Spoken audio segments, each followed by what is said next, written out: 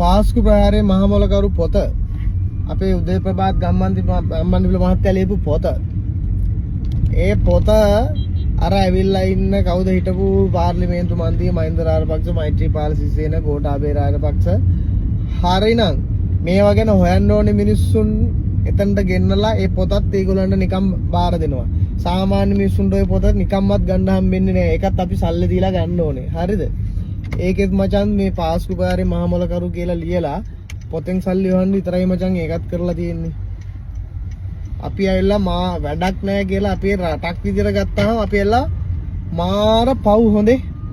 මිනිස්සුන්ගේ සල්ලි මේ මිනිස්සු කාලා තියෙන විදිය ගත්තාම මාර පව්. හරිද? කොටුව ප්‍රතිසංස්කරණය කරන්න ගියපු මුදලයි මහින්ද රාජපක්ෂගේ ගේ ප්‍රතිසංස්කරණය කරන්න ගියපු මුදලයි ගන්නකො පොඩ්ඩක් උදාහරණයකට. පොඩ්ඩක් ඇවිල්ලා මේ බයිය චුට්ටක් මේව ගැන කතා කරන්නකො. ඈ චුට්ටක් කතා කරන්නකො ඒ ගැන. ඔය පොතට දාලා නැහැ අපේ කවුද මේ රතන හාමුදුරුවෝ ඒ දවස්වල පාස්කු ප්‍රහාරයෙන් පස්සේ දල්දා මාලිගාව උද්ඝෝෂණයක් කරලා තනියම මොනවාද දවස් ගාණක් එක තැන ඉඳලා මේ කන්නෙත් නැතුව බොන්නෙත් නැතුව වතුර බොන්නෙත් නැතුව ඉඳලා ලොකු මේකක් කරා. ඒවා දාලා නැහැ මේක. මේ පාස්කු ප්‍රහාරයේ පොතේ මචං මේ ඒව දාන්න ඕනේ. ඉතිහාසය අපේ ළමයින්ට මොකක්ද උනේ? මොකක්ද වෙලා තියෙන්නේ? ඒවා ඒ දේවල් මේක පොතට ඇතුළත් කරලා නැහැ. හරිද? මේකට හරින් ප්‍රනාන්දු මහත්තයා කියලා කිව්වා. හරින් ප්‍රනාන්දු කිව්වා තාත්තා කලින් කිව්වලු පල්ලියට යන්න එපා කියලා. මචං එහෙම තියාගෙන මේ මිනිස්සු බේරගත්තේ නැති රටක් මේක. හරිද? අනේ මන් දන්නේ නැහැ මචං මේ අපේ මිනිස්සු කොහෙද ජීවත් වෙන්නේ කියලා. මිනිස්සු පව් මචං. හරිද? මිනිස්සු පව් එච්චරයි මට කියන්න තියෙන්නේ. අපි තාමත් රැවටෙනවා. අපි නෙවෙයි බයියෝ රැවටෙනවා තාම. හරි?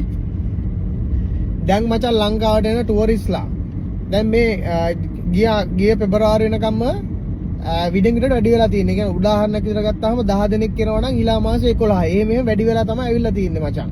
හරිද? ඊට පස්සේ මේ යුද්ධ නිසා තමයි දැන් නතර වෙලා තියෙන්නේ. ඒක අඩු වෙලා තියෙන්නේ. මීට කලින් හැමදාම කියන හැම දෙයක්ම මචං ලොස්. හරිද? මේ දැන් එහෙම නෑ මචං. මේ රට දියුණු වෙගෙන එනවා. ඒකෙන් ප්‍රයෝජන ගන්න හදනවා මචං විපක්ෂෙයි ඔය ඉන්න අර මේ ඡන්දකින් දිල්ලවත් ඇතුල් වෙන්න බැරි වුණු මිනිස්සු ඉන්නේ. නාමල් රාජපක්ෂ. අන්න ඒ වගේ මිනිස්සු මේකෙන් ප්‍රයෝජන ගන්නවා. හරිද? මිනිස්සු මුළු ලෝකෙම ප්‍රශ්නයක් තියෙනවා. ඒක පිට දාලා හරි කවන්නේ මචං. මේගොල්ලෝ හදන්නේ බලය ගන්න. ඇයි බං බලය ගන්නේ? ආ